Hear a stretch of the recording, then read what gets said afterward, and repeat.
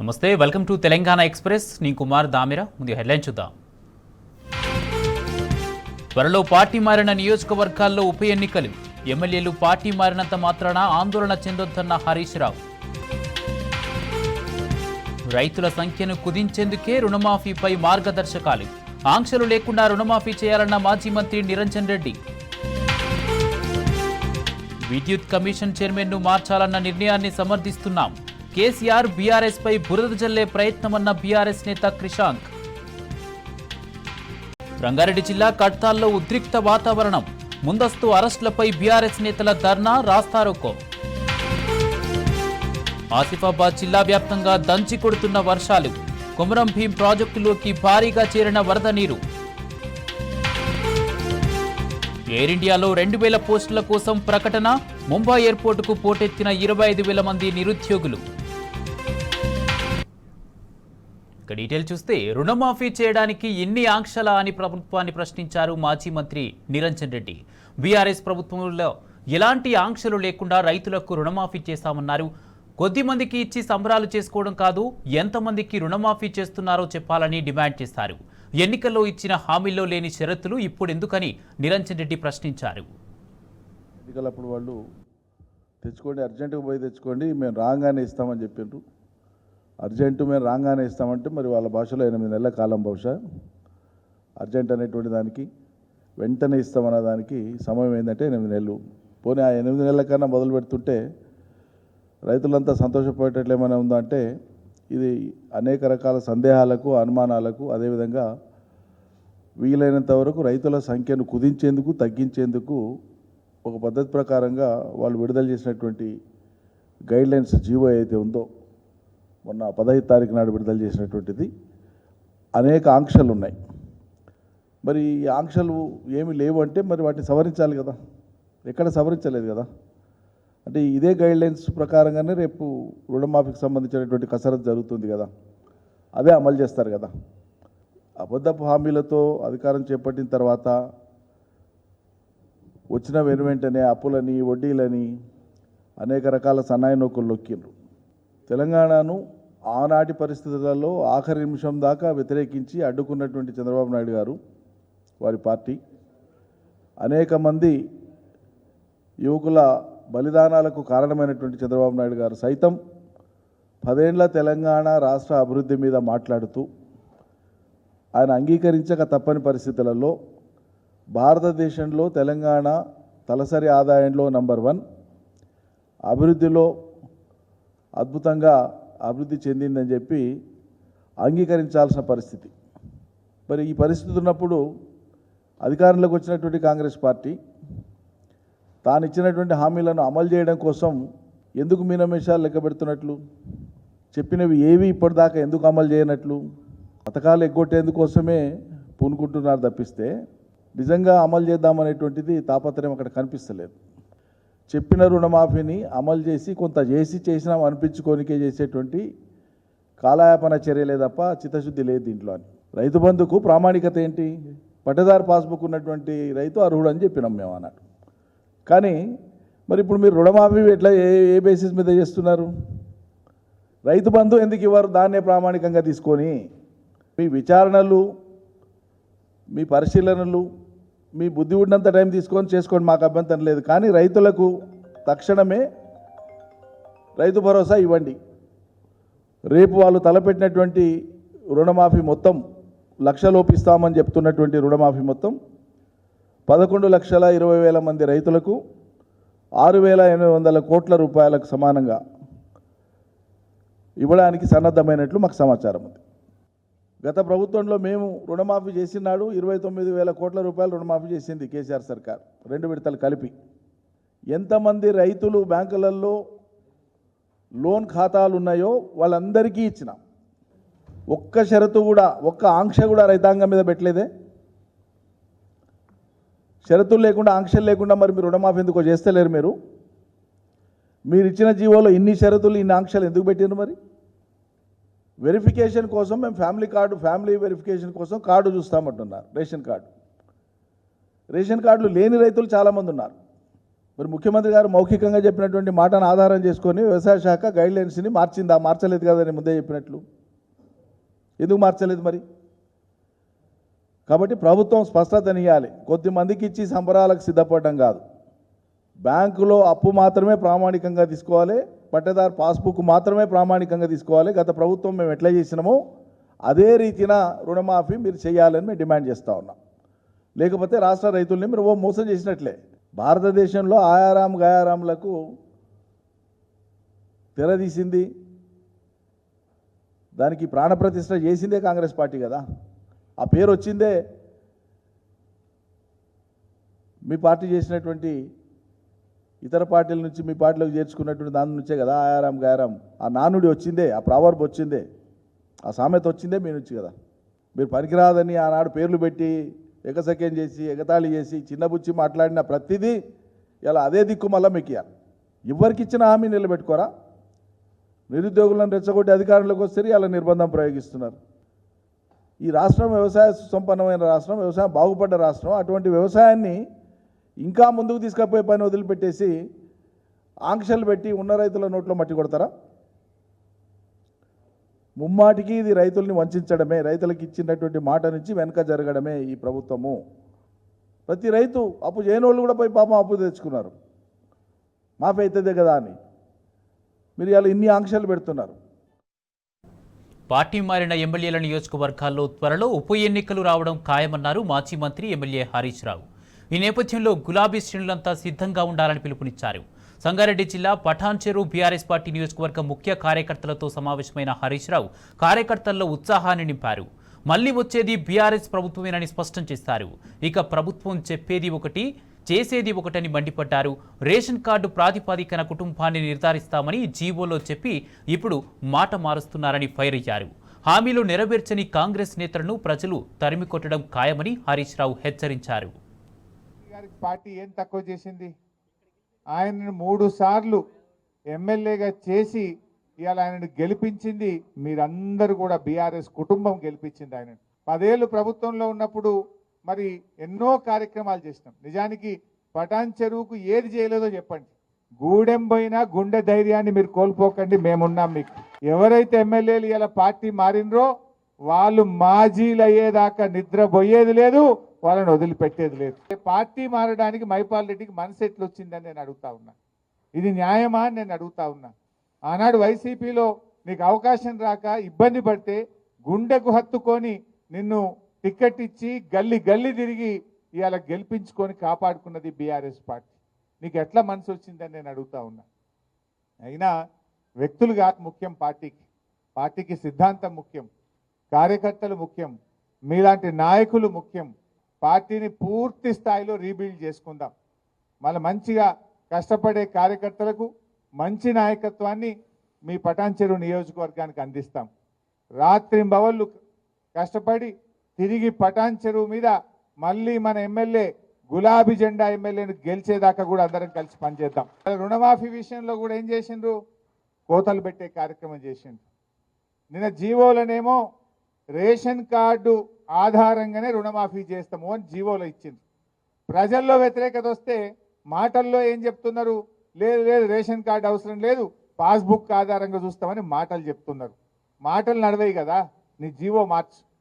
ఇలా బ్యాంక్ అధికారులు కానీ వ్యవసాయ శాఖ అధికారులు జీవోను ఫాలో అవుతారు తప్ప నీ నోటి మాటలు ఫాలో గారు. ఇప్పుడు అప్పిచ్చేటప్పుడు నీ రేషన్ కార్డు ఉందా లేదా అని అడగలే, పాస్బుక్ ఉందా లేదా అని చూసి అప్పిచ్చిండ్రు. ఆ పాస్బుక్ ఆధారంగా రుణమాఫీ జరగాలి. మాటల్లో తీరుగున్నాయి, జీవోలు ఇంకో తీరుగా ఉన్నాయి. పిఎం కిసాన్ నిబంధనలు అమలు చేస్తాను. ఎందుకు పిఎం కిసాన్ నిబంధనలు? నిజంగా ప్రతి రైతుకు, ప్రతి పేద రైతుకు నువ్వు సాయం చేసేది ఉంటే పిఎం కిసాన్ నిబంధనలు ఎందుకు? గతంలో కేసీఆర్ గారు రుణమాఫీ చేసినప్పుడు పిఎం కిసాన్ నిబంధనలు పెట్టలే, రేషన్ కార్డు నిబంధనలు పెట్టలే. ఈ అప్పుడు లేని నిబంధనలు ఇప్పుడు ఎందుకు? అంటే నువ్వు మాటలు ఎక్కువ చెప్పినావు, ఇవాళ కోతలు పెట్టే కార్యక్రమం చేస్తున్నావు. ఇవాళ రైతులకు మోసం చేస్తూ ఉన్నారు. ఆ రోజు ఏం చెప్పిండ్రు? వడ్లకు బోనస్ అన్నాడు. కాగితం జీవో వచ్చే వరకు సన్నాలకే బోనస్ అంటుండు. అంటే రూపాయిలో 10 పైసలే సన్నాలు ఉంటాయి, 90 పైసలు దొడ్డు రకం వడ్లే ఉంటాయి. అంటే 90% రైతులకు నువ్వు బోనస్ ఎగ్గొట్టినావు. ఇవాళ రుణమాఫీలో కూడా పిఎం కిసాన్ నిబంధనలు పెట్టి, రేషన్ కార్డు నిబంధనలు పెట్టి సగం మంది రైతులను ఎగ్గొట్టేటువంటి ప్రయత్నం చేస్తూ ఉన్నావు. 600 అయినా రాబోయే రోజుల్లో మళ్ళీ ఈ రాష్ట్రంలో అధికారంలోకి వచ్చేది ఖచ్చితంగా బీఆర్ఎస్ ప్రభుత్వమే అధికారంలోకి వస్తుంది. మీరు ధైర్యంగా ఉండండి. రేపు స్థానిక సంస్థల ఎన్నికలు వచ్చినా, రేపు కౌన్సిలర్లు కానీ, సర్పంచులు కానీ, ఎంపీటీసీలు కానీ, కార్పొరేటర్లు కానీ ఏ ఎన్నిక వచ్చినా మా కార్యకర్తలకు అండగా ఉండి గెలిపించుకునే బాధ్యత నాది అని చెప్పి కూడా నేను కార్యకర్తలకు మనవి చేస్తా ఉన్నా. కాంగ్రెస్ పార్టీ ఎక్కడ కూడా 5 ఏళ్ల తర్వాత తిరిగి అధికారంలోకి రాలే.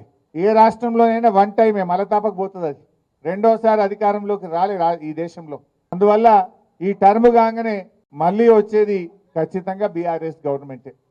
కానేబట్టే ఏడాది దగ్గర రానేబట్టే 8 నెలలు అయ్యేపాయి. కష్టపడదాం, రేపు స్థానిక సంస్థలో గెలుద్దాం. తప్పకుండా రాబోయే రోజుల్లో కార్యకర్తల సంక్షేమం మీద, నాయకత్వం మీద ప్రత్యేకమైన దృష్టి పెడతాం. ఈ కష్టమైన క్లిష్టమైన సమయంలో పార్టీకి అండగా నిలబడ్డ కార్యకర్తల్ని తప్పకుండా మిమ్మల్ని పువ్వుల్లో పెట్టి కాపాడుకుంటాం. రేపు ఏ అవకాశాలు వచ్చినా మీకే అందిస్తాం. మీ ద్వారానే రేపు పార్టీ ప్రభుత్వం కూడా రాబోయే రోజుల్లో నడుస్తుంది. కొద్ది రోజులైతే కాంగ్రెస్ వాళ్ళు ఊర్లలో తిరగని పరిస్థితి వస్తుంది. తులం బంగారం ఇవ్వకపోతే అక్కజేళ్ళలు ఇడిచిపెట్టారా? మహిళలకు 2500 ఇవ్వకపోతే అక్కజేళ్ళలు ఇడిచిపెట్టారా? ఎన్ని చెప్పారు మీరు? ఏడైనాయి? ఇలా 6 గ్యారంటీల్లో ఒక్కటన్నా అయిందా? 6 గ్యారంటీల్లో ఎన్ని చెప్పిండ్రు? 4000 పింఛన్ అవ్వాతాతలకు ఇస్తామన్నారు, వచ్చిందా? రాలే. 2500 మహిళలకు వచ్చిందా? రాలే. అదేవిధంగా రైతు భరోసా 7500 ఇస్తామన్నారు, వచ్చిందా? రాలే. పేదలకు 5 లక్షలు ఇచ్చి ఇండ్లు ఇస్తాం ప్రతి ఒక్కరికన్నారు, వచ్చిందా? ఒక్కరికన్నా ఇండ్లు రాలే. విద్యార్థులకు 5 లక్షల భరోసా కార్డు అన్నారు, వచ్చిందా? ఆడపిల్లలకు స్కూటీలు అన్నారు, వచ్చిందా?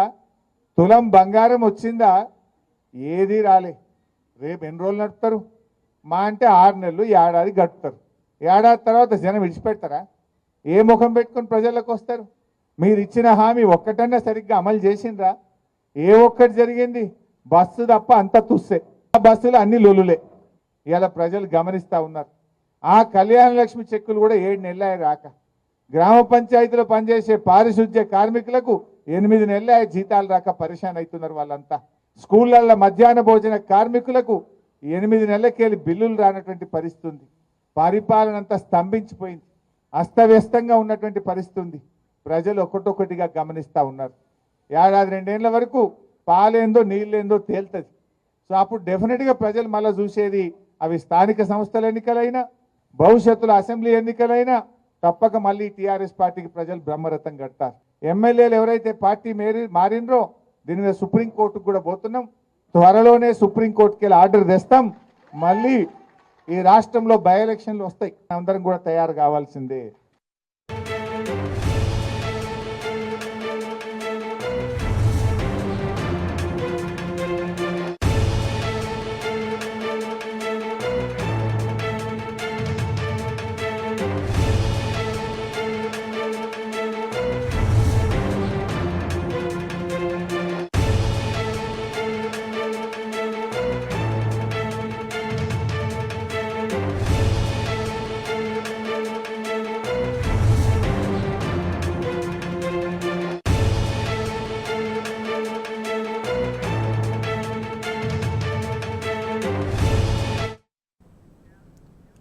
పార్టీ మారిన ఎమ్మెల్యేల నియోజకవర్గాల్లో త్వరలో ఉప ఎన్నికలు రావడం ఖాయమన్నారు మాజీ మంత్రి ఎమ్మెల్యే హరీష్ రావు.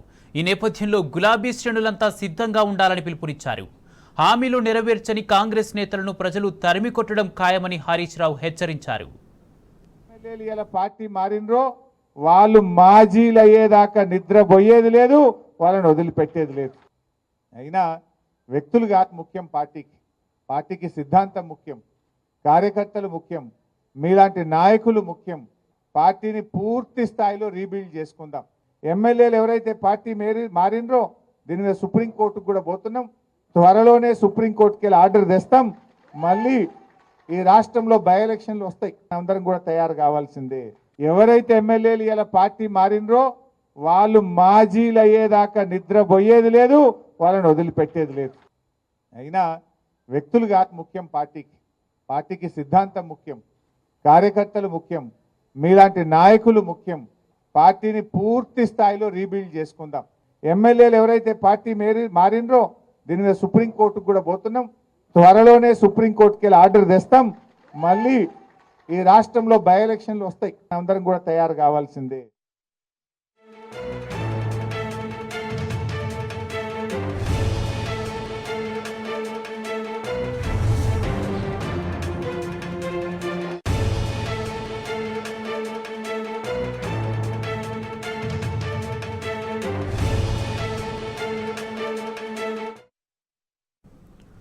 రాజకీయాల్లో కక్ష సాధింపు ప్రతీకారాలకు చోటు ఉండకూడదని కోరుకునే వ్యక్తిని నేనేనని కేటీఆర్ అన్నారు.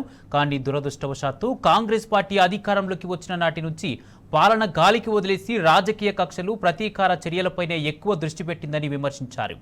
నిజానికి వాటికి కూడా ఓ పరిమితి ఉంటుందని, కానీ ఆ పరిమితులను దాటి కాంగ్రెస్ కేసీఆర్ మీద దుష్ప్రచారాలకు పూనుకుందని ఆవేదన వ్యక్తం చేశారు. అయితే ఇలాంటి ప్రయత్నాలు ఎక్కువ కాలం నిలబడవని సుప్రీంకోర్టు తాజాగా ఇచ్చిన తీర్పు స్పష్టం చేసిందన్నారు.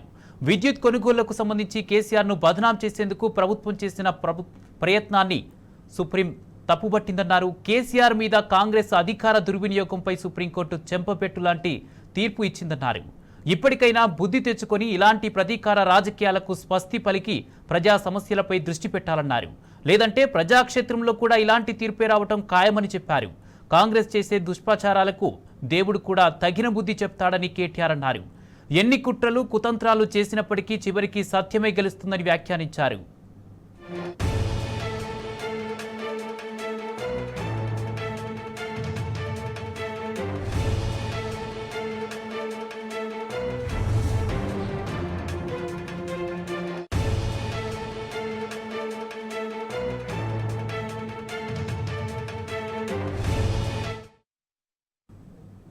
సూర్యాపేట జిల్లాలో విషాదం చోటు చేసుకుంది. కూతురికి ఈత నేర్పిద్దామని వెళ్లిన తండ్రి తన స్నేహితుడితో సహా నీళ్లలో మునిగి చనిపోయారు. ఈ విషాద ఘటన ఆత్మకూరు ఎస్ మండలం బొప్పారం గ్రామంలో జరిగింది. హైదరాబాద్కు చెందిన రాజు పని నిమిత్తం సూర్యాపేటకు వెళ్లారు. కూతురికి ఈత నేర్పిద్దామని దగ్గరలోని క్రషర్ క్వారీలోకి తన స్నేహితుడిని తీసుకుని వెళ్లారు. ప్రమాదవశాత్తు ముగ్గురు నీటిలలో పడి మృతి చెందారు. ఈ ఘటనపై కేసు నమోదు చేసుకున్న పోలీసులు దర్యాప్తు చేపట్టారు.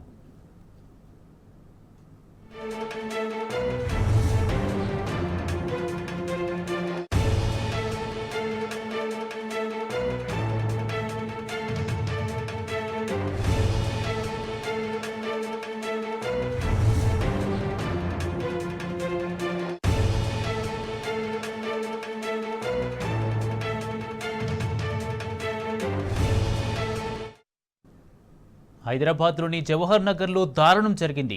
వీధి కుక్కల దాడిలో ఓ బాలుడు మృతి చెందాడు. వికలాంగుల కాలనీలో ఇంటి బయట ఆడుకుంటున్న 2 ఏళ్ల విహాన్పై ఘోరంగా దాడి చేశాయి. బాలుడికి ఒంటిపై తీవ్ర గాయాలు కావడంతో హుటాహుటిన గాంధీ ఆసుపత్రికి తరలించారు. చికిత్స పొందుతూ విహాన్ మృతి చెందాడు. బాలుడి శరీరం ఇన్ఫెక్షన్కు గురై కావడంతో ఇటు మృతి చెందినట్టు వైద్యులు తెలిపారు. గత కొన్ని రోజులుగా జవహర్ నగర్ మున్సిపల్ కార్పొరేషన్ పరిధిలో వీధి కుక్కలు స్వర విహారం చేస్తున్నాయని స్థానికులు చెప్పారు. పలుమార్లు మున్సిపల్ అధికారులకు ఫిర్యాదు చేసినప్పటికీ పట్టించుకోలేదని తీవ్ర ఆగ్రహం వ్యక్తం చేస్తున్నారు.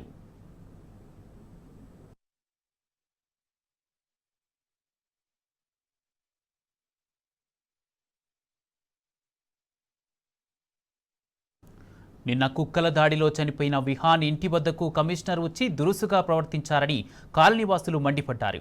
కుక్కల బెడద ఎంతో కాలంగా ఉందని అధికారులకు ఎన్నిసార్లు మొరపెట్టుకున్నా పట్టించుకోలేదని ఆవేదన వ్యక్తం చేశారు. కుక్కలను చంపడం నేరమని జడ్జీలు, కొంతమంది స్వచ్ఛంద సంస్థలు చెబుతున్నా వాటి వలన ప్రజల ప్రాణాలు కోల్పోవడం మంచిదేనా అని ప్రశ్నించారు. మాది మిర్దొడ్డి, సిద్దిపేట డిస్టిక్ మిర్దొడ్డి విలేజ్ మాది. మేము ఒక 2 months అవుతుంది ఇక్కడికి వచ్చి. యాక్టివ్ ఫైబర్ నెట్లో డ్యూటీ వచ్చిందంటే జాబ్ కోసమని వచ్చాము. 1 month నుంచి జాబ్ చేస్తున్నాను. నిన్న సాయంత్రం మా బాబు 18 months గేట్ బయట ఇట్లా ఆడుకుంటుంటే ఒక 10-15 కుక్కలు ఒకటేసారి కరిచేసినాయి. జస్ట్ ఒక 5 minutesలో 5 నిమిషాలనే మొత్తం కరిచినాయి. ఫుల్ సీరియస్ అయిపోయాడు. సీరియస్ అయిపోతే లోకల్ ఇక్కడ హాస్పిటల్కి తీసుకెళ్తే సీరియస్ ఉన్న గాంధీకి తీసుకెళ్ళమంటే గాంధీకి తీసుకెళ్తే అక్కడ ఒక 2 hours అట్లా ట్రీట్మెంట్ తినబెట్టింది సార్. వాళ్ళ అమ్మ వచ్చింది, వాడు బయటకు వచ్చి పట్టుడే జుట్టు పట్టుకొని జుట్టు పడితే మొత్తం ఇదంతా వచ్చింది. పీకపోయి ఆడపోయి తింటున్నా ఏమో అనుకున్నాం, కానీ పిల్లగాడు అంటే తెలియదు బాబు. అప్పుడు వచ్చి ఆ అన్న వచ్చి ఎలగొట్టిండ్రు, 2 అన్నలు వచ్చిండ్రు. వాళ్ళు వచ్చి ఎలగొట్టినాక అప్పుడు వెళ్ళిపోయినాక ఒక అన్న వచ్చి బండి మీద వచ్చినాక లైట్ పెట్టినాక లైట్ పెట్టినాక బాబు కనబడుతున్నాడు బాబే కనబడుతున్నాడు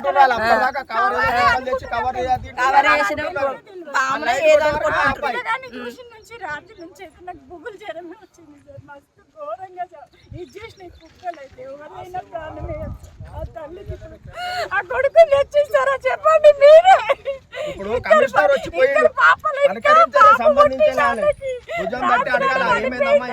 ఆమె ఆడ పడిపోయింది రాత్రి. కుక్కల గురించి కన్నమ్మా మేము మా పిల్లలని కుక్కలు విక్కని కన్నమ్మా చెప్పండి. చికెన్ వల్ల ఈ చికెన్ షాప్ చికెన్ వేస్తున్నారు కుక్కలు సార్. ఇప్పుడు వేరే వాళ్ళని గరిస్తే వేరే వాళ్ళని గరిచినాయనుకో మాకు ఇన్స్పెక్షన్ అవుతుంది కదా. జియో ఎందుకు పెట్టింది? జియో రద్దు చేసేంత లేదా? ప్రధానమంత్రి అది అంటాడు ఇది అంటాడు. ప్రధానమంత్రి మోడీ నేను ఇది చేస్తా నేను అది చేస్తా అంటే కుక్కలే తప్పదా? ఇంట్లో పెంచుకోండి మా నన్ను కుక్కలని. ఈ ఊరు మీద పడ్డ కుక్కలని చంపిపియండి సార్. వీటిని కృష్ణనగర్లో నిన్న కుక్కల బిడదలో ఒక అబ్బాయి చనిపోవడం జరిగింది. ఆ సమస్య మీద ఇంతకు ముందుకి మేము గత 6 నెలల నుంచి 3 నెలలకు ఒక రోజు మేము లెటర్ రాసి మున్సిపల్ ఆఫీస్కి ఇవ్వడం జరిగింది. అందరి సమక్షంలో జరిగినా కూడా ఏ రోజు కూడా మాకు యాక్షన్ తీసుకోలేదు. మాకు వచ్చిన దాఖలు లేవు. ఇక్కడ ఉన్నటువంటి సిబ్బంది కూడా ఎక్కడంటివి లేవు. ఇక్కడ డంపింగ్ యార్డ్ లాగా మినీ డంపింగ్ యార్డ్ కూడా చేసారు. అక్కడ మొత్తం చికెన్ సెంటర్ వాళ్ళు వచ్చేసి చికెన్ మటన్ అన్ని తీసేసి వ్యర్థాలు వేసి ఇప్పుడు రోడ్ బ్లాక్ చేయడం వల్ల కుక్కలు మొత్తం పట్టేసి 40 కుక్కలు ఆ పిల్లగాడి మీద పడి మొత్తం ప్రాణాలు తీసినాయి. ఎలాంటి విషయాల మీద స్పందన లేదు, ఏమీ లేదు. ఈ సమస్య మీద ఎన్నిసార్లు ఇచ్చినా కూడా ఒక స్పందన లేదు. ఎట్లా ఇలా అయితే కమిషనర్ కోసం ఇంతసేపు పొద్దు నుంచి వెయిట్ చేస్తుంటే ఒక మాట ఏం సార్ ఇట్లా మీ సిబ్బంది ఎలాంటి కూడా చర్యలు తీసుకోలేదు, ఏంది పరిస్థితి ఏంటి సార్ అని అడిగితే మీరు ఇట్లా మాట్లాడొద్దు అని చెప్పేసి మా మీద గురువు అయి వెళ్ళిపోతున్నాడు. అంటే ఆ ఇంటికి అగార్వం ఆమె మాట్లాడేది సమస్యలు చెప్తుంటే అగార్వం ఎట్లయితుంది? అదే సార్ ఏదున్నా కానీ మీ మీడియా నుంచి వాళ్ళ దాకా వెళ్ళాలని కోరుకుంటున్నాం. చెప్పేది ఏంటంటే కన్నా కుక్కల పెడదా ప్రతి ఒక్క జాగాల కుక్కలతోటి పిల్లలు చనిపోతున్నారు. చాలా వెయ్యిల మంది పిల్లలు చనిపోయిండ్రు. ప్రభుత్వం నాకు మొత్తం ఇండియా అవసరం లేదు, నాకు తెలంగాణదే. సీఎం ఏం చేస్తుండు? సీఎం బి రావాలా ముందుకు. దీని విషయంలో ఏదన్నా చర్య తీసుకోవాలా సార్? కుక్కల దాడిలో మరో బాలుడు గాయపడ్డాడు. జగిత్యాల జిల్లా బీర్పూర్ మండలంలో ఓ వీధి కుక్క రెచ్చిపోయింది. మంగెల గ్రామంలో 6 బయట ఆడుకుంటున్న 7 ఏళ్ల బాలుడిపై పిచ్చి కుక్క దాడి చేసింది. దాడిలో దేవేందర్ అనే బాలుడికి తీవ్ర గాయాలయ్యాయి. తీవ్రంగా గాయపడిన బాలుడిని స్థానిక ఆసుపత్రికి తరలించారు.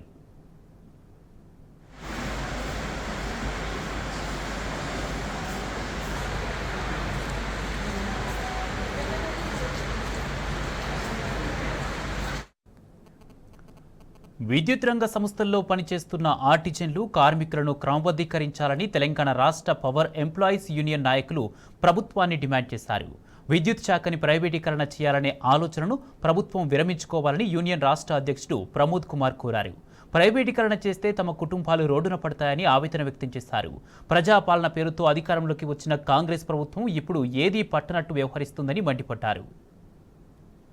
ఈరోజు మరి ప్రైవేటీకరణ చేయబోతున్న కాంగ్రెస్ గవర్నమెంట్ మరి ప్లీజ్ దీన్ని ఎట్టి పరిస్థితుల్లో దీన్ని ఆపాలని మేము సీఎం గారికి రిప్రజెంటేషన్ ఇస్తున్నాము.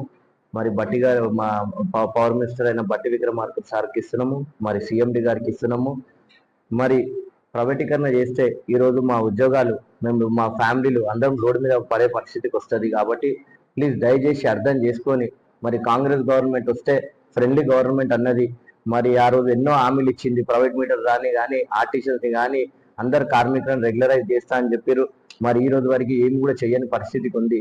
దయచేసి మమ్మల్ని అర్థం చేసుకొని మరి అది ఏదైతే ఆ ప్రైవేటీకరణ ఏదైతే ఇమ్మీడియట్గా ఆపాలనేసి మేము రేవంత్ రెడ్డి గారిని కోరుకుంటున్నాం.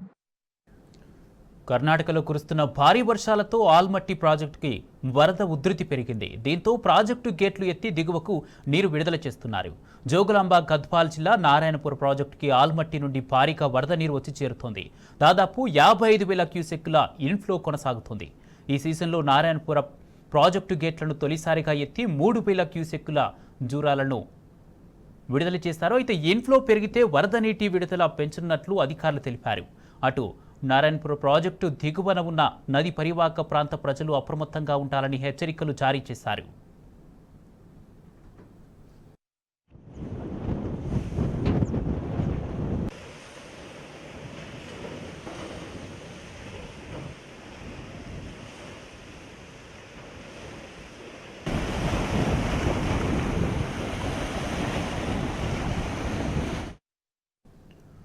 కుమ్రం భీం ఆసిఫాబాద్ జిల్లాలో వర్షాలు దంచి కొడుతున్నాయి. ఎడతెరిపి లేకుండా కురుస్తున్న వర్షాలకు కుమ్రం భీం ప్రాజెక్టులోకి భారీగా వరద నీరు చేరుతుంది. దీంతో ప్రాజెక్టు 2 గేట్లు ఎత్తి వరద నీటిని పెద్దవాగులోకి వదిలారు అధికారులు. ఈ నేపథ్యంలో పెద్దవాగు పరివాహక గ్రామాలను అధికారులు అప్రమత్తం చేశారు. ప్రాజెక్టు పూర్తి స్థాయి నీటిమట్టం 243 అడుగులు కాగా ప్రస్తుత నీటిమట్టం 238 అడుగులుగా ఉంది. ప్రాజెక్టు ఇన్ఫ్లో 1146 క్యూసెక్కులు కాగా అవుట్ఫ్లో 1314 క్యూసెక్కులుగా ఉంది.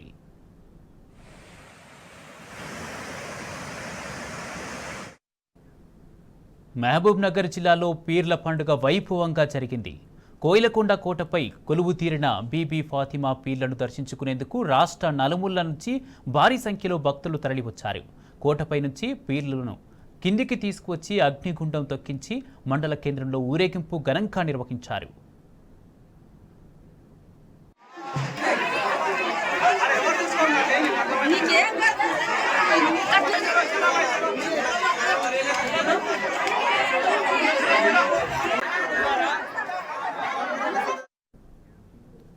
ఇవి ఇప్పటివరకున్న అప్డేట్స్. మరిన్ని అప్డేట్స్ కోసం చూస్తూనే ఉండండి టీ న్యూస్.